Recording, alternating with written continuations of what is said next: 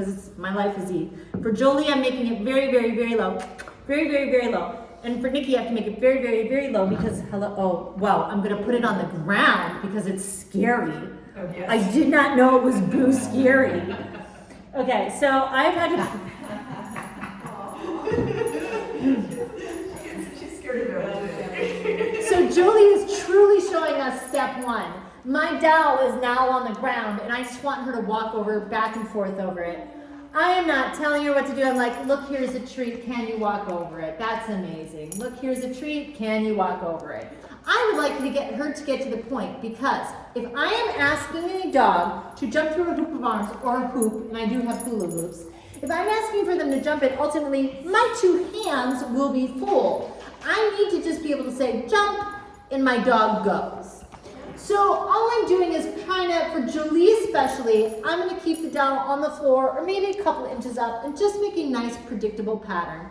I'm going to toss the treat that way to the left, and then I'm going to take a cookie and I'm going to toss it to my other left, which is actually my left, and then I'm going to toss it to the right. She's very fluid, so I'm going to raise that just a tiny bit up, and then there we go. But now, what I'm not going to do is I'm not going to call it anything right now because I'm still kind of having to help lure her. Boop. So I'm going to do a couple more of these. And what Sean and I might do is we might look at your puppy, and we're just going to take 10 or 20 treats and do this. If I am 100% sure, if I'm willing to bet $20 that she's coming back as soon as she turns around, and I'm going to say, she's still sniffing, she's still looking, she's eating, she is not turning around. I'm glad I did not say this word yet. Jolie, jump. And then I'm going to toss the treats. And she's kind of hopping over. And then when she comes back and looks at me, she's wandered off. She's gotten distracted by all her friends back there. Jolie, jump. So as soon as she came back to me, I said it, pause, then I toss the treat. Jolie, jump.